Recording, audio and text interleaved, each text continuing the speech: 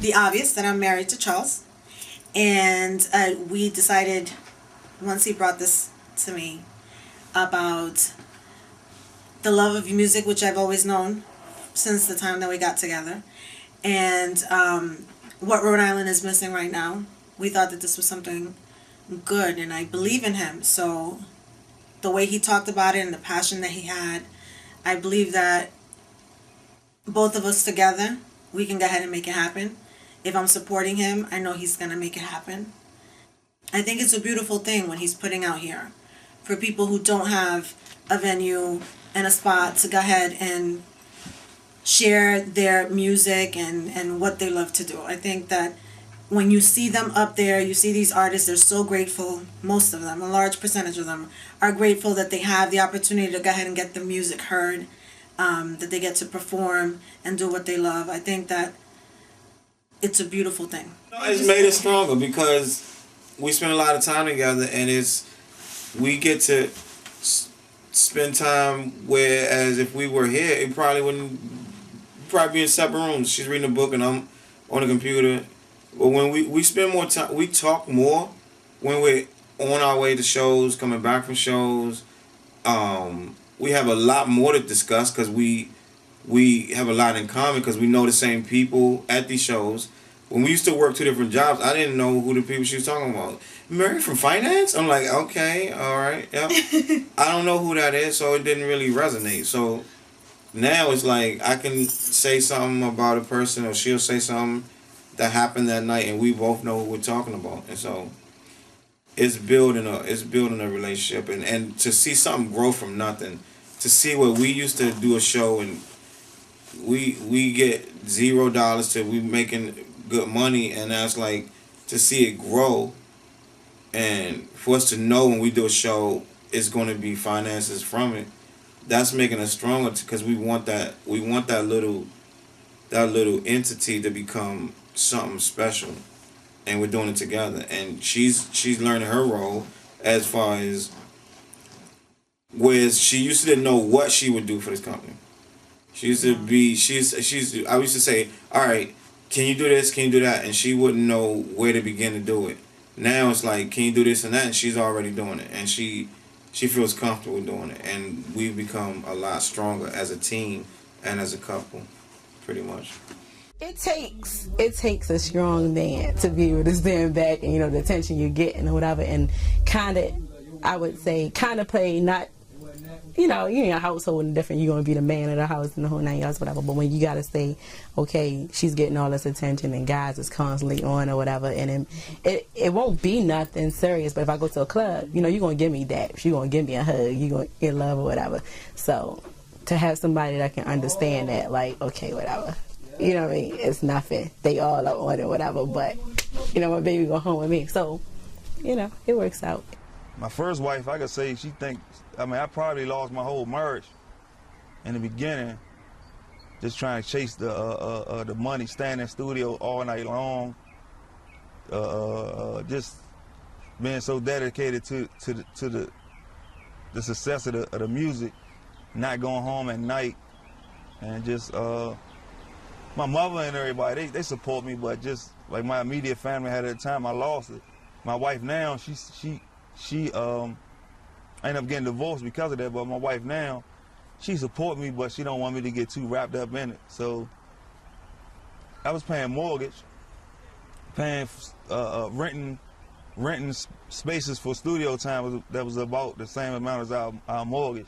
A lot of money that I had saved, buying equipment and just doing things with the money I could have kept in the household. Savings for the kids, then legal fees from getting locked up. Now I plan and just try to communicate with her. I go home every night. I don't get to see dogs so much because I'm working now. I'm not on the street anymore, and just not having the revenue from the street where I can say, look, we need this piece of equipment. Let's upgrade. Let's do this. Let's run out of town. Let's go market and promote. Now I got to save a little bit with her permission, because being married, you is a team. So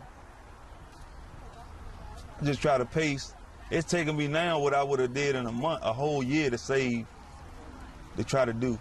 And that's just to go out of town to a label and stay overnight and all that. So it just, she support me now, but it just, she don't want me to just take all our tax return and go and get tickets and rent the cars and all that. So yeah, I'm being a little careful.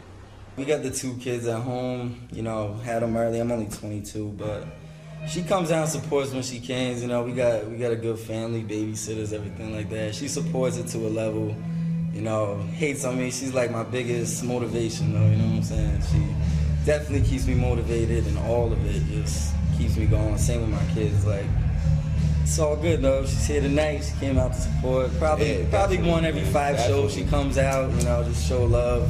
She give me the real opinion on it, you know what I'm saying? Everyone, oh, yo, you killed it, yo, you killed it. She'd be like, yo, on that song, he was a little, you know, so the next time I do it, all right, yo, I got you on the next one, so. Stuck in the middle of the block where the fiends don't stop, so I re-up and I cop. Louis bag in the back of the jag, on top of the back, I fly his dad. Take off, you say so. Anything that I say goes, hey, yo, you know how the game go. They in the kitchen whipping chickens for that fucking yayo. He get it in by the lump sum. He got them brown paper bags like his school lunch. He eye it out. He say he don't need scales. Poppy dish it out. He cutting prices like clearance sales. So I push it hard, grind till I'm out of bread. And trap harder than that Georgetown Hoya Press. He need them Ben Franks, he need them Jacksons. So holla at me, scrapping, we can get it crackin'.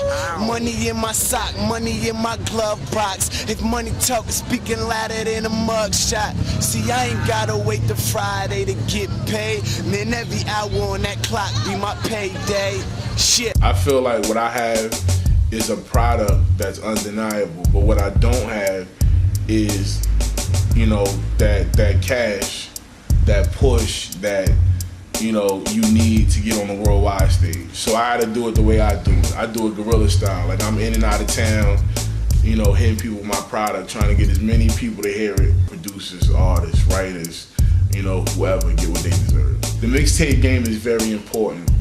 You know, the mixtape game is the foundation of hip hop, and it always has been. You know, even back in the day when you had the tapes and cats were taking their favorite music and putting it together on a cassette, that was a mixtape. When you add in the DJ is the tastemaker. He's the dude that we trust and know what good music is. They come in the clubs, they spin the good music for us. So us as, you know, unsigned artists, we can get to these DJs and get them to spin our records, and that'll help us get where we gotta go. If you look, a lot of the artists that are on the big stage right now got their start with mixtapes, like a Fabulous, a Cassidy. You know what I mean? These dudes, they murdered mixtapes, you know, and that was a way for them to get their stuff out in mass production, because a good mixtape will get around. It'll get around the world, you know what I mean? And now when you introducing the internet, you can upload your mixtape, put it on that Piff or another website or your MySpace or whatever. You know, who knows? If people like it, they can pass it on. But mixtapes are very important. Also because albums cost a lot of money. If you want to do it the right way, you want to get the barcodes and all those different things and package and put them in the stores. A mixtape is quick, it's cheap. You go in the studio, you don't have to do too much to it. You know what I mean? You put a good mix on it and you can put it out. You can put out 30 mixtapes a year if you want to. You know what I mean? But you can't put out 30 albums because it's too much involved in it. DJs always talking about, yo, I can put you on this mix CD, but you gotta pay this amount of money. I mean, I'm like this. I'm being honest. You know what I mean, I've talked to over 50 DJs, and 50 DJs give me 50 different prices, and I'm like, all right, I can roll with you on a few joints, but if you just selling your CD on the block of 141st and Lenox, it ain't going further than that, then why am I put my money into it?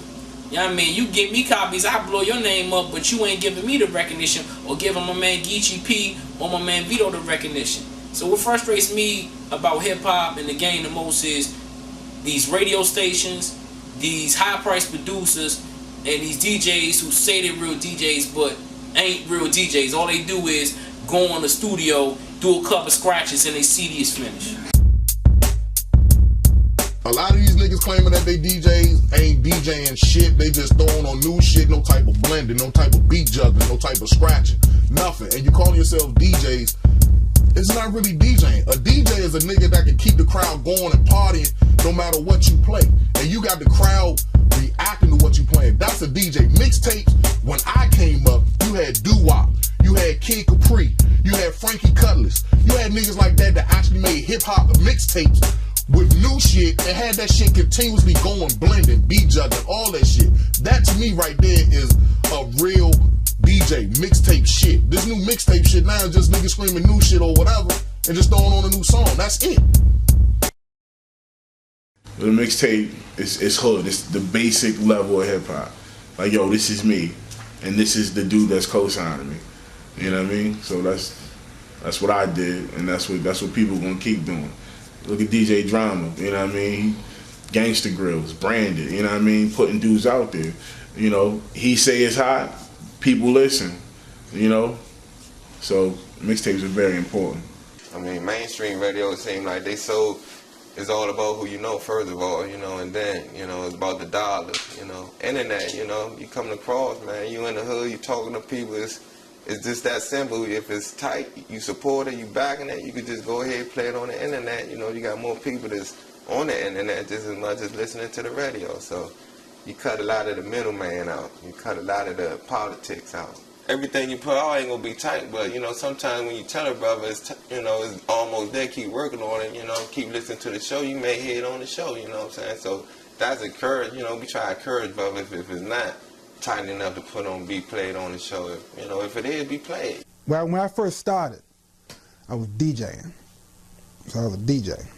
And then the DJ kind of went into the music making and stuff like that, and the MCing and all of that, and it kind of went from there. And over time, I've been with a couple different groups and all of that stuff.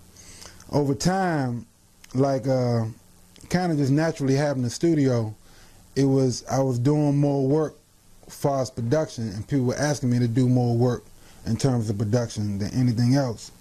So that's kind of why I gravitated toward that. But like for me,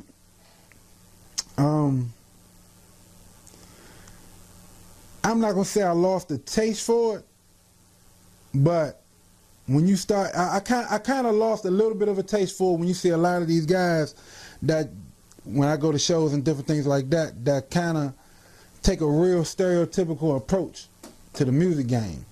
You know, especially when I'm bumping the little 14-year-old kids, and they might rap for me, and they rapping about something they shouldn't be rapping about.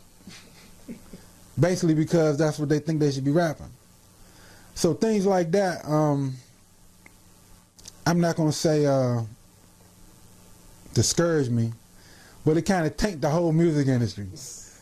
It tanked the whole music. It make the whole music industry like, it ain't music no more.